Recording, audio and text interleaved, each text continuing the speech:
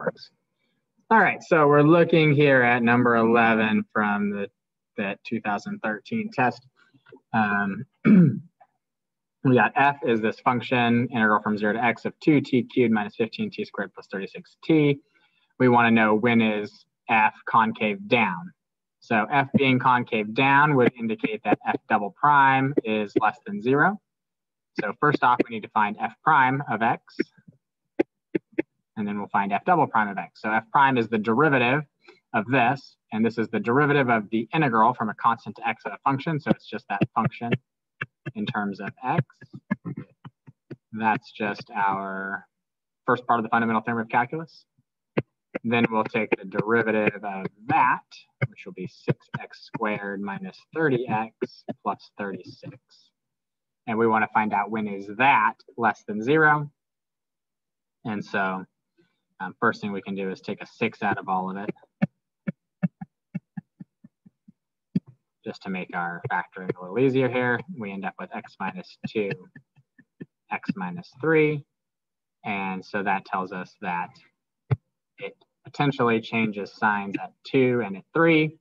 So we'll test something below 2 like 0, which gives us a positive times a negative, which is positive. Something between 2 and 3, which gives us a positive, and positive times a negative, concave down. And then something greater than 3 like 1,000, positive, positive, positive, concave up. So it is concave down on the interval from 2 to 3 only. Good there, everybody?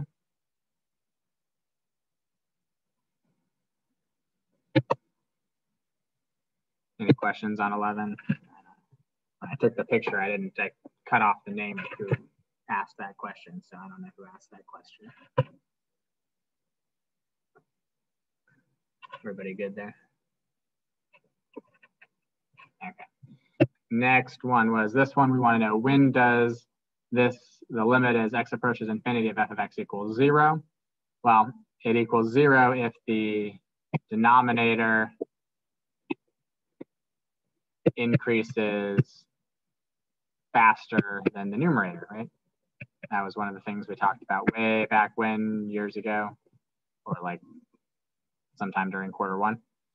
So we know that the x to the 99th power will definitely increase more quickly than natural log of x. So this one is true. That goes towards 0. E to the x increases more quickly than ln x, so not this one. And e to the x increases, an exponential, right, increases more quickly than any power of x, x to the 99 included. So also 3. So it looks like 1 and 3. Good or no?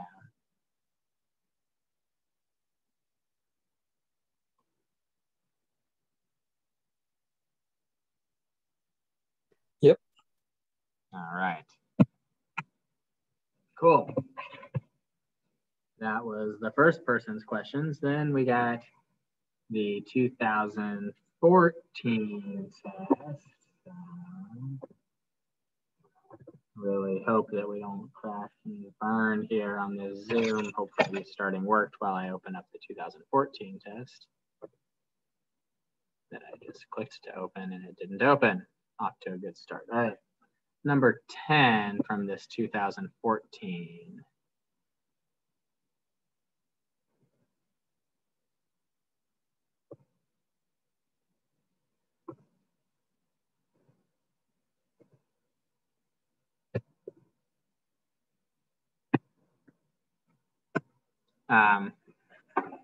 We want to know for what value of b is f continuous at x equals 2.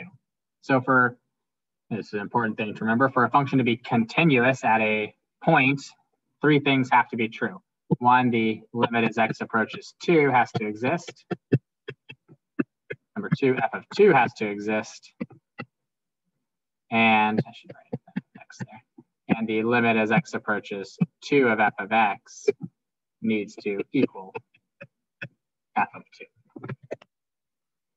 So those 3 things have to be true. So first off, what is the limit as x approaches 2 of f of x? Well, the limit as x approaches 2 of f of x equals the limit as x approaches 2 of x squared minus 7x plus 10 over b times x minus 2. If I plug in 2 to that, I get a 0 in the denominator, and I get 4 minus 14 plus 10, which is also 0. I get 0 over 0.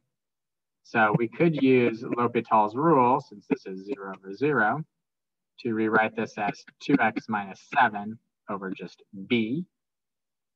And so the limit as x approaches 2 of this ought to be negative 3 over b. And then we want to figure out then for what value of b is f continuous at x equals 2, so we need to make f of 2 exist. Well, f of 2 clearly exists, so we just need to make f of 2, which is b, equal to negative 3 over b. And in order to do that, we would have to get b squared equals negative 3. And b squared equals negative 3 is never true, so it looks like there should be no such value of b.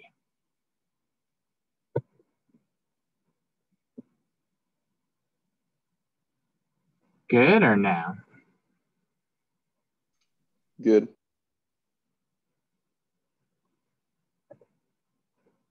All right.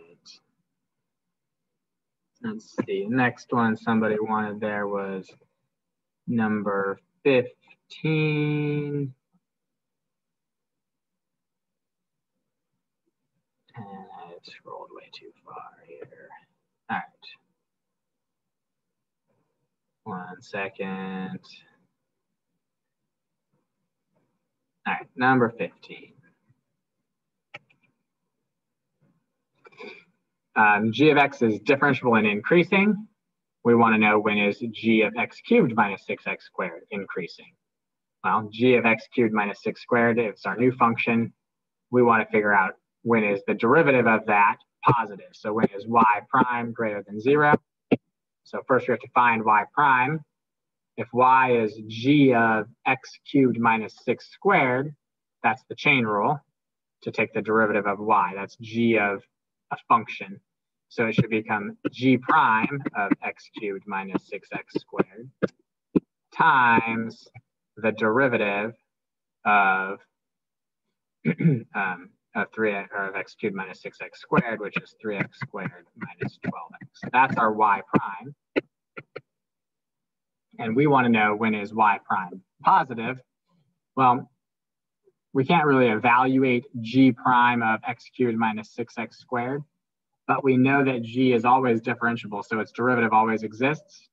And we know that g is always increasing, which means that g prime of any value is always greater than 0. So g prime of x cubed minus 6x squared, this is a positive number. And so we've got a positive number times 3x squared minus 12x. And we need that to be positive. Well, then this positive is not really going to affect anything. So we just need to know when is 3x squared minus 12x positive. Take a 3x out of it. Leaves you with 3x times x minus 4. On your sign chart, you should put 0 and 4. And then plug in something less than 0, like negative whatever. It gives you a negative times a negative, which is positive. And then from 0 to 4, like 2, you get a positive times a negative. And then greater than 4, like 1,000, you get a positive and a positive. So it looks like this is positive when we're from negative infinity to 0 and from 4 to infinity.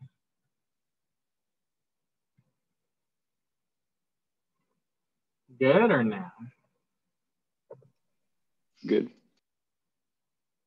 All right. Next one was 25 from the same test.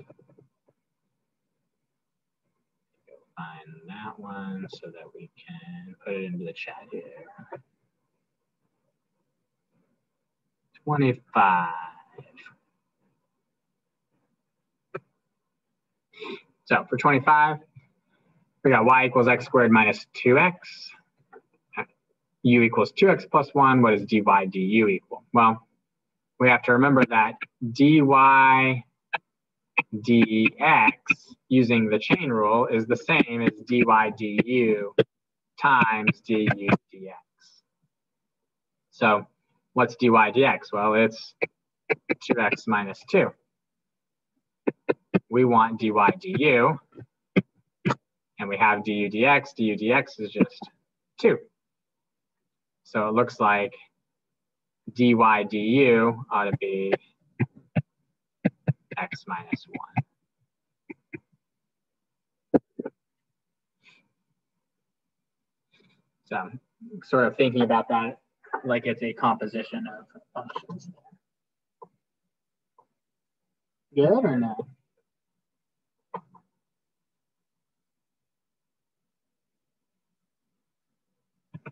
Any questions on that? Quite a few people actually asked for that one.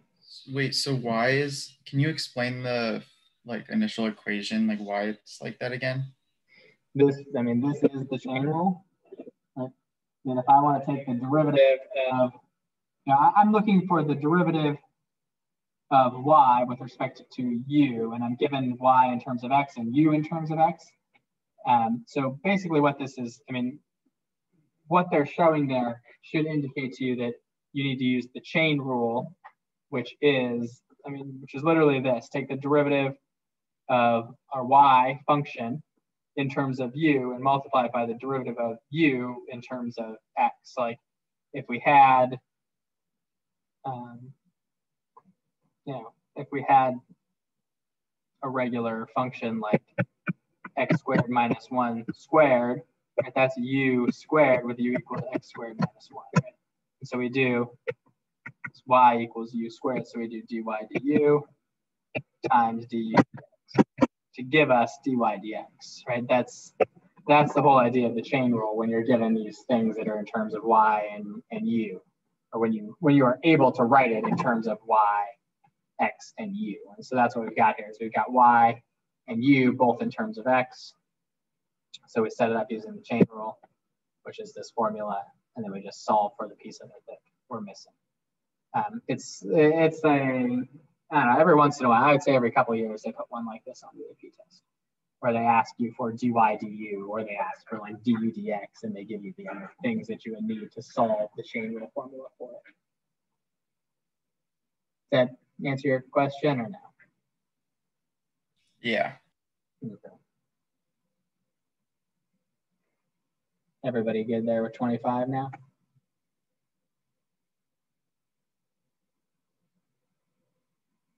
Okay. Next one. Somebody wanted 28.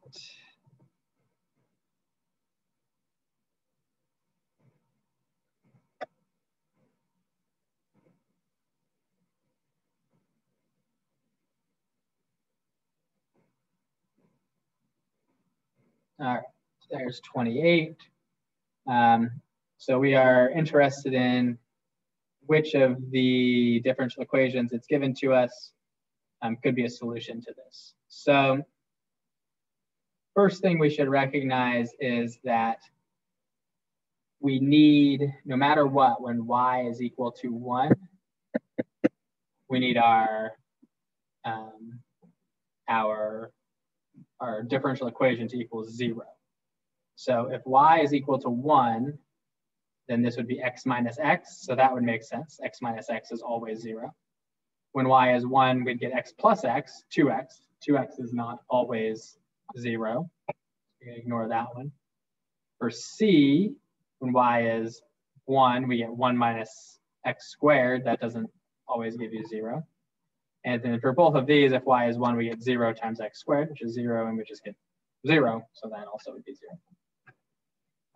Everybody good with eliminating choices B and C there?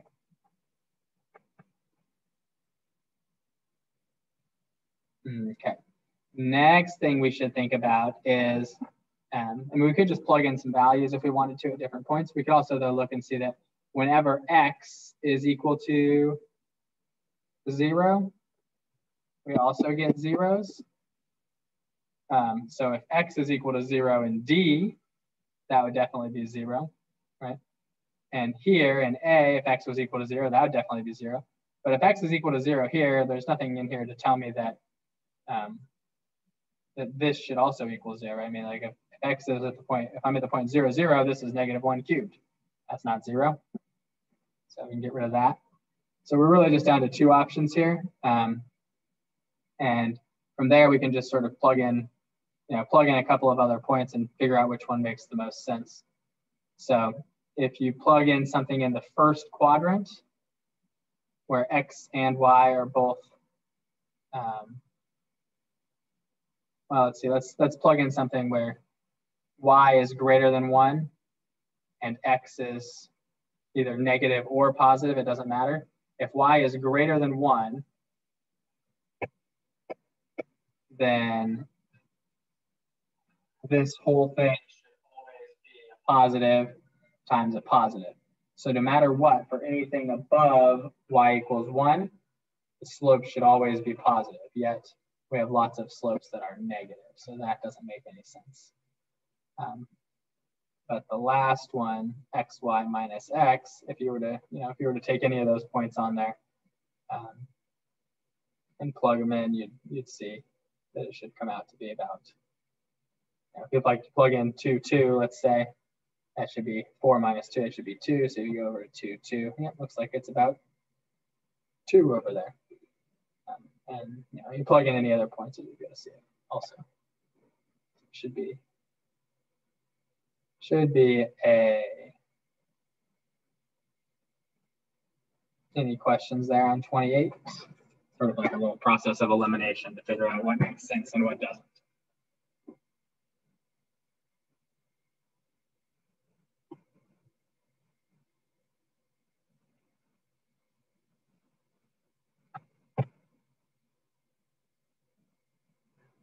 All right, so they asked for 25, but we just did 25.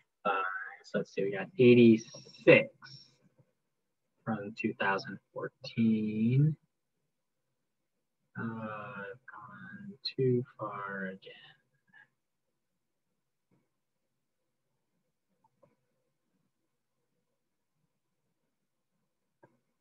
Don't mind me mumbling to myself.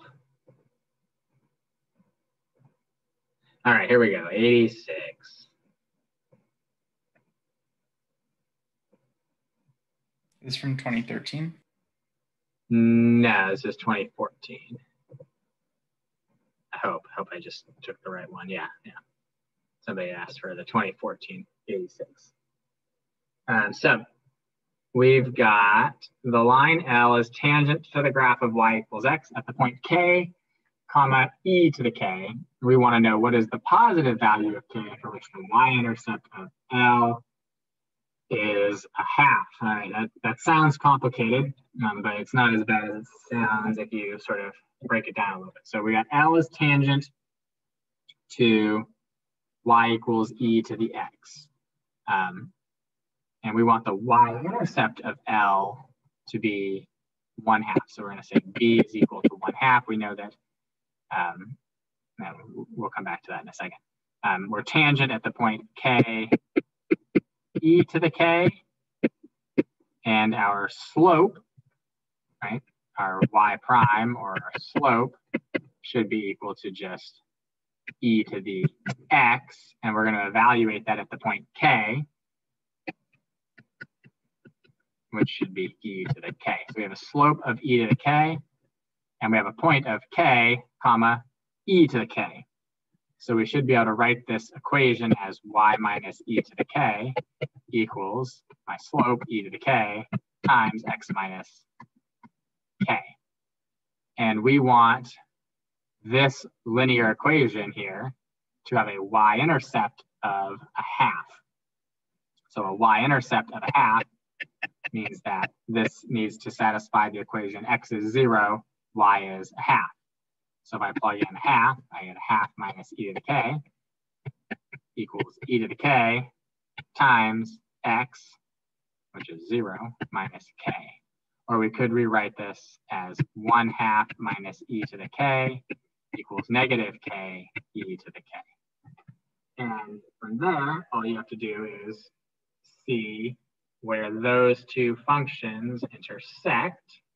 And since I don't have a functioning graphing calculator on my laptop here, we will just graph them on Desmos. First one was what? 1/2 minus e to the k. I'm just going to write 1/2 minus e to the x. And the other one was negative x e to the x. Does that sound right?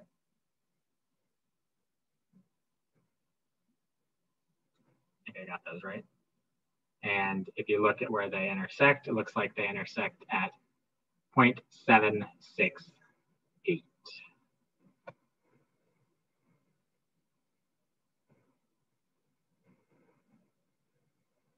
And it asks for the positive value, which is why it shows the positive one. Good or no?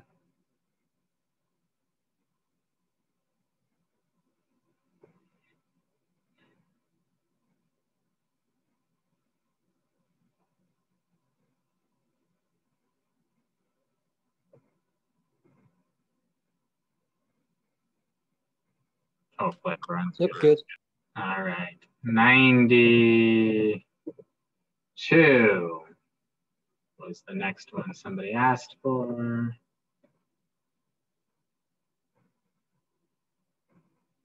All right, there is number 92.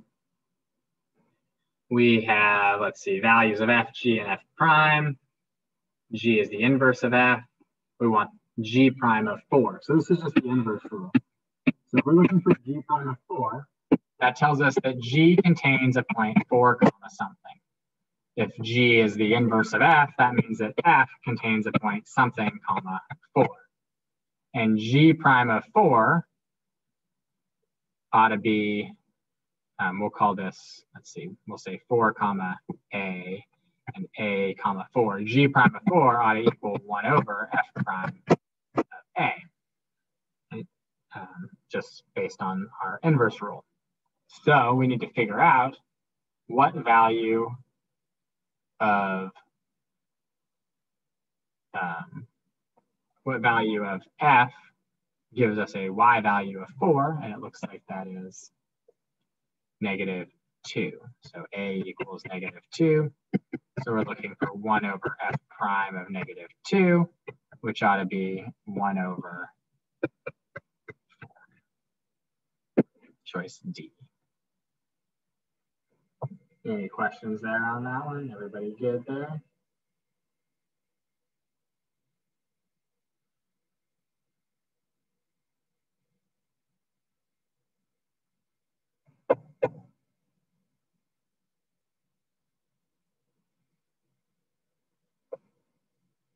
You'll note that not every question in the calculator section requires a calculator.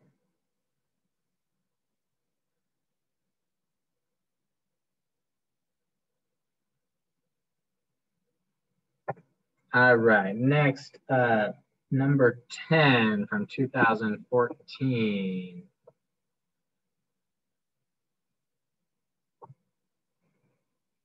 No, we already did that one. Okay, so we'll ignore that. All right, now we got one from 2015. I got to open up the 2015 test.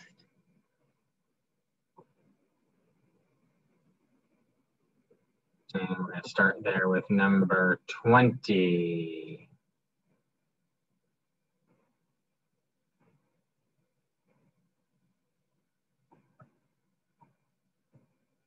All right, here is number 20 from the 2015 test.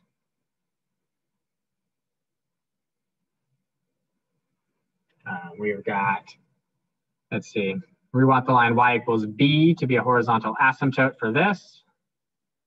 We need to figure out what y or what b equals. If it's going to be a horizontal asymptote, this is just a rational function, so we should hopefully remember that if the degree of the numerator is the same as the degree of the denominator, then the horizontal asymptote, all you have to do is divide the leading coefficients. 2 over 1 should give you a 2. B should equal 2.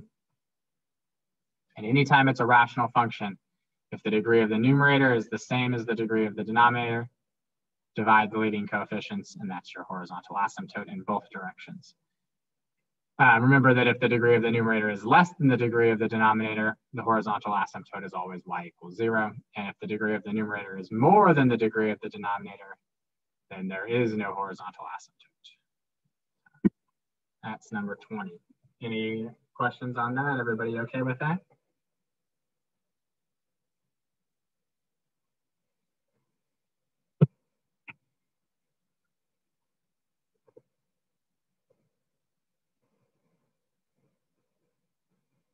All right, let's look at 28. Oh, 28 looks fun. It's got a nice little picture of a ladder here. So we've got the top of a 15-foot ladder is against the wall. The wall is vertical. The ladder is sliding down at a constant rate. And we're looking at what rate is this angle changing. So I'm just going to redraw this as a triangle here. Here's theta. The ladder itself is 15 feet long. I can label that. This is a related rate question, but I can still label that 15 because the length of the ladder itself is not changing. We'll call this x and we'll call this y. We know that the ladder is sliding down the wall at 2 feet per second. So dy dt is -2 because this distance of y is getting smaller. And we are interested in what is the theta dt at the point when the bottom of the ladder, when x is equal to 9. So first off, when x is equal to 9, you should know what y is equal to just using the Pythagorean theorem. Y should be equal to 12. That's just a 3, 4, 5, right? 9, 12, 15, right triangle. So y is 12. We want d theta dt, so we need to relate theta to y in some way because we have dy dt. Probably easiest to do that using sine, just because we have a constant value for that 15. So we should be able to say that the sine of theta is equal to y over 15. So cosine theta, d theta dt, ought to equal 1/15 dy dt. Right? The derivative of y over 15 is 1/15. And then since we're doing it with respect to t, it's got a dy dt. Then we should just plug in all these values. We should know everything that is left here except for the d theta dt. So cosine theta, well, we don't know cosine theta offhand, but we could figure it out easily enough. It's adjacent over hypotenuse. Well, at the instant we're looking at, the adjacent side is 9, and the hypotenuse is 15. So 9/15 d theta dt equals -2/15. The 15ths cancel, and d theta dt equals -2/9. Choice A. Any questions there on that one?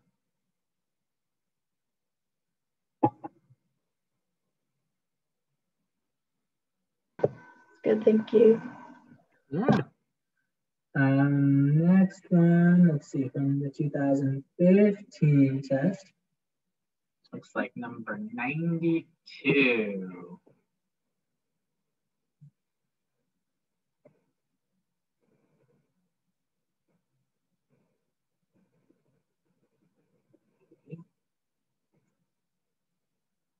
All right. Let's put the picture of this in here, and then we should be able to do it.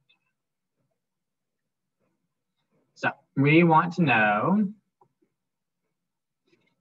which of these 5 things has the largest value. All right, that should be fun to figure out. The average value of h over -3 to 2. Well, let's see. The average value, well, let's start with the different, because that one we're not going to get an exact numerical value. Let's look at h prime of 0. H prime of 0 is just the slope at 0. This is a negative value, so that's probably not going to be the largest of all of our values. That's negative. The integral from -3 to 0, clearly the integral from -3 to 0 is also negative. Do you guys agree with that? -3 to a little less than -1 is pretty big negative, and then from -1 to 0 is a little less than that we're subtracting off, so that's going to be less than 0.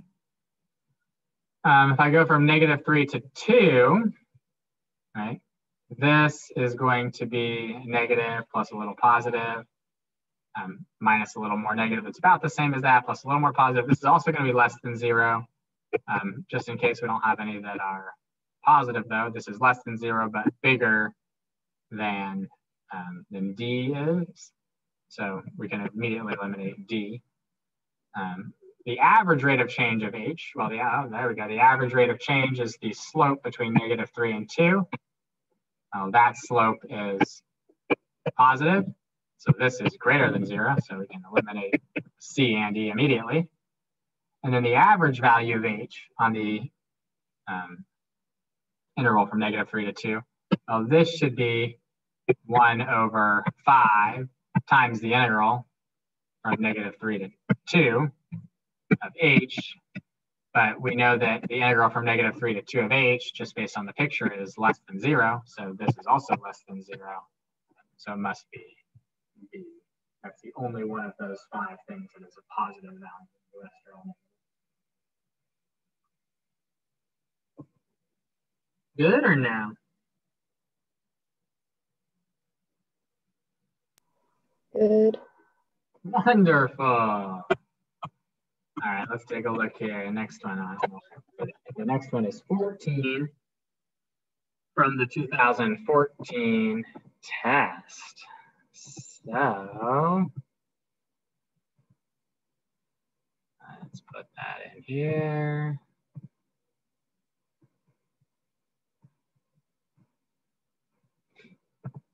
We are given a velocity equation for a particle, and the particle is at x equals 4 when t equals 0. We want to find the position when t equals pi/2.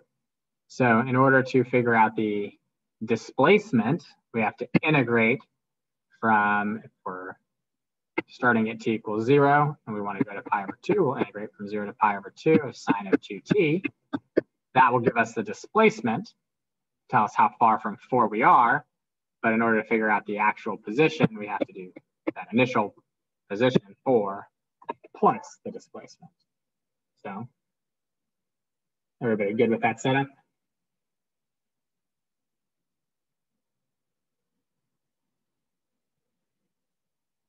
Hopefully. All right, so we end up with 4 plus, and then this is a U sub that you should now be able to do in your head. The integral of sine of 2t would be -1/2 cosine 2t. And we'll evaluate that from 0 to pi/2. So we end up with 4 minus 1/2 of the cosine of pi minus the cosine of 0. And cosine of pi is -1. And the cosine of 0 is 1. So we end up with 4 minus half of -2, which is 4 plus 1, which is 5. Any questions there on 14?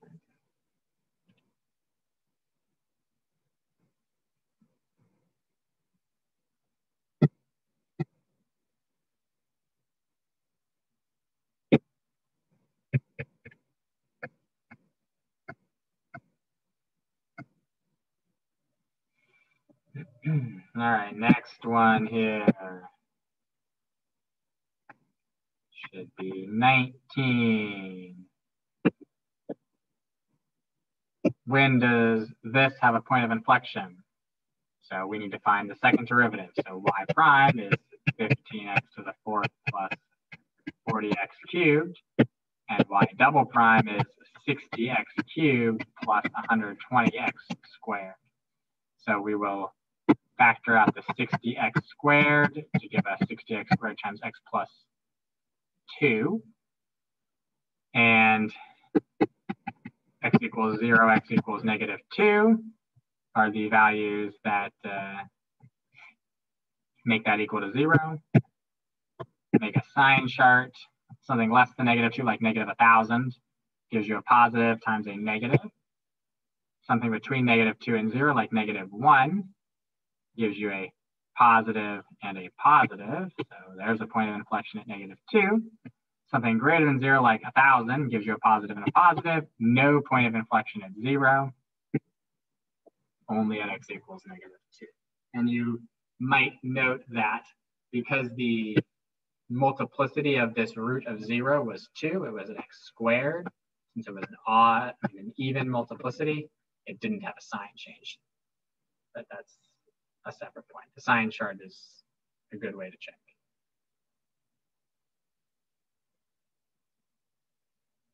Any questions there on 19?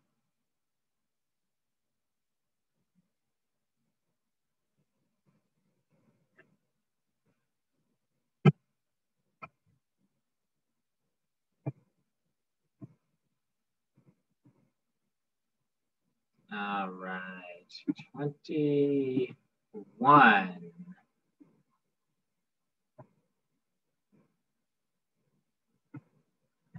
All right, we got 3 functions, w, x, and y are differentiable with respect to time, and there's your equation, w equals x squared y. And they give us x is decreasing, so dx dt is decreasing at a constant rate of 1, so -1. Y is increasing at a constant rate of 4, so +4. And w is, oh, we're looking for what dw dt is. dw dt is what we're looking for. Okay. And we're given that x is 6, y is 20. So all we'll do is take the derivative with respect to t of both sides of this. So the left is dw dt. The right is a product of 2 functions, x squared times y. So it'll be first function times the derivative with respect to t of the second, and then plus the derivative of x squared times just the, 2x dx dt times just the y. And so then we'll just plug everything we've got in and solve for dw dt. X squared is 36, dy dt is 4, 2x is 12 times 20 is 240, dx dt is -1. So what does that look like? That comes out to be, what is that, 144 minus 240, -96.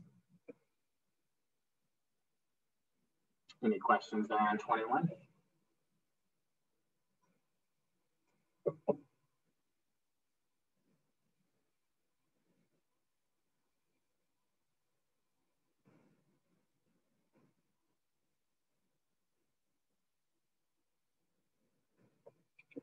All right, next one from that same test is number 80.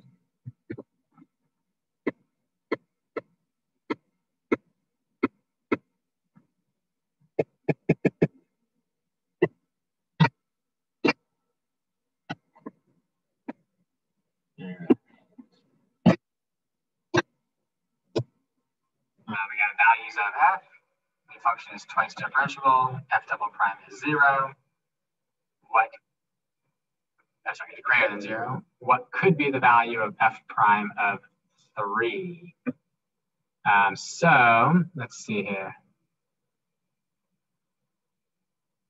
The fact that this has got a second derivative that's positive tells us that this thing is concave up. Anytime a function is concave up, that tells us that if we look at the slopes as we go from left to right of our function, we start with a large negative, let's say. Maybe get that to go away. There we go. Really large negative slope, and then a less negative slope, and then an even smaller negative slope, and then a slope of 0, and then a small positive slope. Right? These slopes are increasing. That's what it means for something to be concave up. The slopes are increasing. So tells us that the slopes are increasing, And if we know that the average rate of change between 1 and 3 is 1.2, and the average rate of change between 3 and 5 is 1.8, then the slope at 3 has got to be something between 1.2 and 1.8. The only option is 1.5.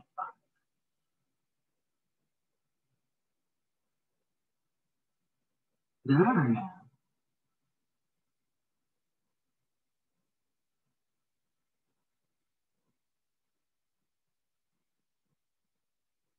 Questions there on number 80?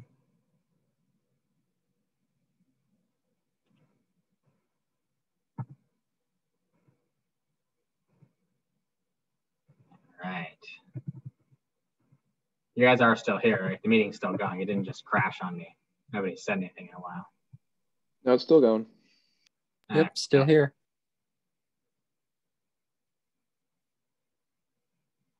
Somebody just asked me. Oh, okay. Let me, real quick here, let me.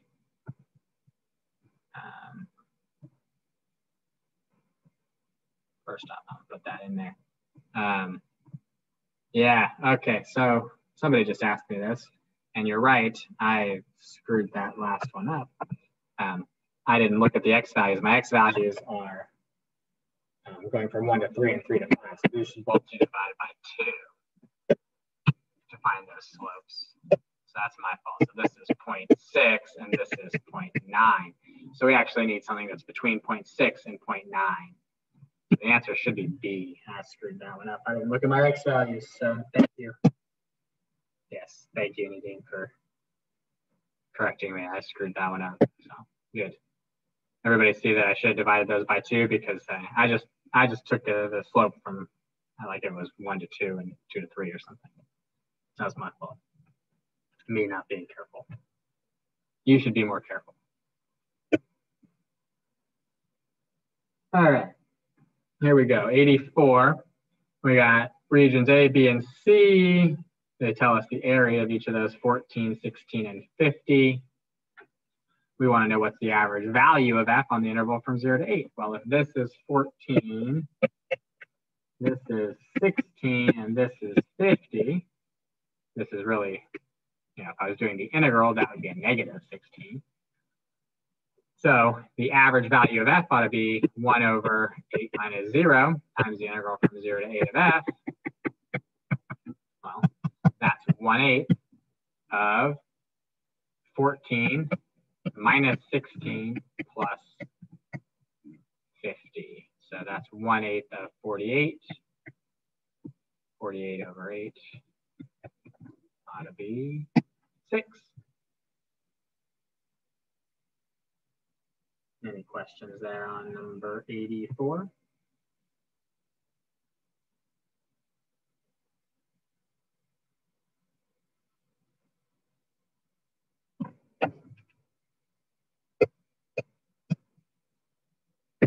All right, still on 2014, back to number 11.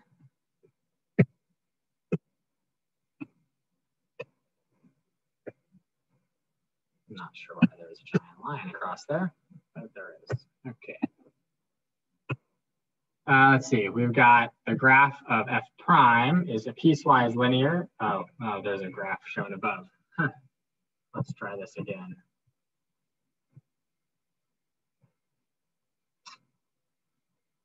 This will be a lot easier to do if we also have the graph of f prime. I know it says shown above, but it's below here. All right, f of 0 is equal to 1. We want to find the maximum value of f on this interval. So let's see, it's given us that f of 0 is equal to 1. So the largest possible value of this could occur at a couple of different places. It could occur at the endpoint, where f of 0 equals 1. It could occur at a place where the derivative changes from positive to negative, because that tells us that if f prime goes positive to negative, that tells us that f is increasing to decreasing. And so if the function goes from increasing to decreasing, we get a max. So we need to figure out what f of 3 is. Well, f of 3 ought to be 1, the value at 0, plus the integral from 0 to 3 of f prime of x. Similar to some of these FRQs we were doing like this. So 1 plus the integral from 0 to 3 is 1/2 of the base, which is 3, times the height, which is 2. So that should be 4. So f of 3 is 4. Here we have another critical value, right? But that we're going from negative to positive, so we don't need to worry about checking at 5.5. And then at 6, where we're increasing a little bit more, we technically should check at 6 and figure out what f of 6 is. But it should be pretty obvious to us. I hope that the amount that I'm adding here, the 3, and then the amount I'm subtracting is almost 3. I'm only adding a tiny little bit more on, so we're not going to get back up to 4. But we can find this value anyway. It should be the value at 3 plus the integral from 3 to 6 of f prime of x dx, which is 4. And then we're going to subtract. This is now 1/2 of 2 times 2.5.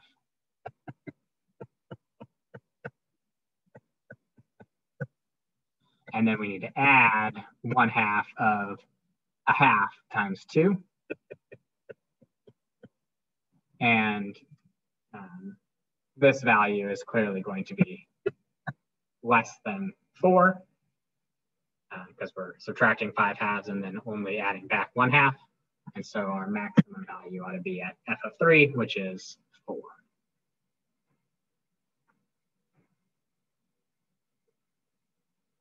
Any questions there on number 11?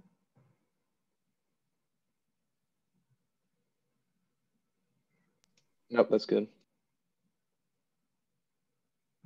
Okay, let's see here. Next one is 25 from the 2014 test. We already did that one. Next one is 15 from the 2014 test.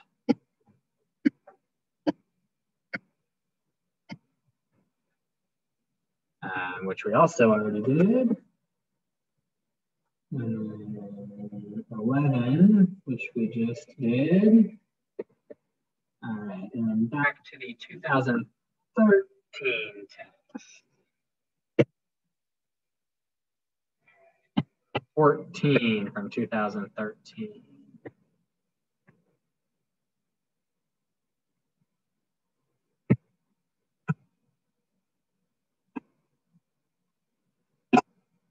Oops.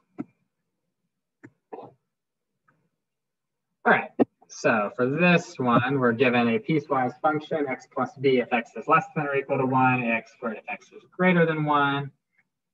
And we want to find all values of a and b for which f is differentiable at x equals 1. So first off, for the function f to be differentiable at x equals 1, it must be continuous. So that means that the value from the left, the limit as x approaches 1 from the left, of f of x needs to equal the limit as x approaches 1 from the right of f of x. And that would tell us, if we plug in 1, we get 1 plus b needs to equal a, right? Ax squared, x plus b. Everybody good with the first part of that there? And then the second part is we take the derivative, f prime should be 1. And then it should be 2ax. And so that tells us that, for x being less than 1 and x being greater than 1, it should be 1 and 2ax. And so if I plug in 1 to these, I should end up with 1 equals 2a, which should give us a is a half. And if a is a half, we got 1 plus b equals a half, or b equals negative a half. So it looks like choice A there for that one. Any questions there? Everybody good there?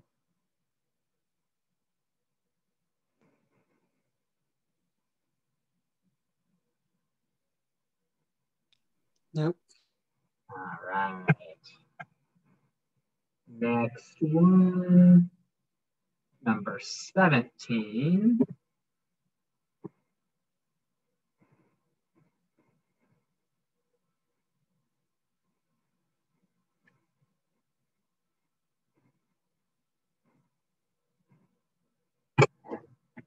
All right, so we're looking at number 17 here.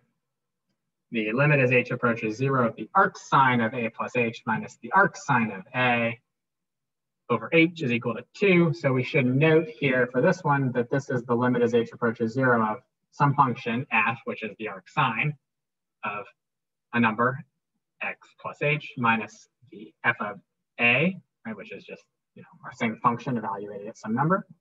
So effectively, what this is the derivative of the inverse sine of x evaluated at x equals a. And we want that to equal 2. So we should know what the derivative of the inverse sine of x is. That should be 1 over root 1 minus x squared. And if we evaluate that at a, it's 1 over root 1 minus a squared. We want that to be 2. So we just need to then solve for a. And so this is just the limit definition of the derivative. So we need to make sure we recognize when we see that. So we end up with 1/2 equals root 1 minus a squared. Square both sides, and you got 1/4 equals 1 minus a squared. You get a squared equals 3/4, or a equals positive or negative root 3 over 2.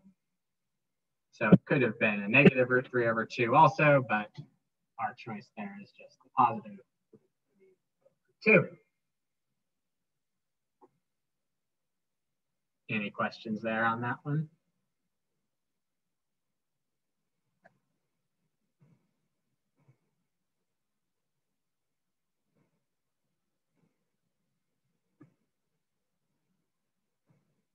All right. We got time for maybe 1 or 2 more here before class is out. Let's do number 18. I think that was the next one on this list. Yeah, 18. So we got natural log of 2x plus y equals x plus 1. We're looking for dy dx, which means that we need to differentiate both sides with respect to x. So the derivative of the natural log of 2x plus y should become 1 over 2x plus y times the derivative of 2x plus y, which is 2 plus dy dx. And on the right-hand side, we should just get a 1. And so we'll multiply by 2x plus y to get 2 plus dy dx equals 2x plus y, and we'll subtract 2. 2x plus y minus 2. Choice B. Any questions there on that one?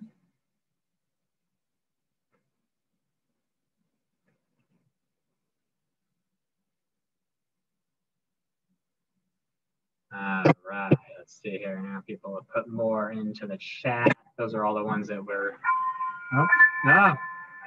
look at that. There's the bell. So I guess we'll have to come back and finish the rest of these next time. So I've taken a picture of what people have asked for. Luckily, we made it through without this thing crashing again.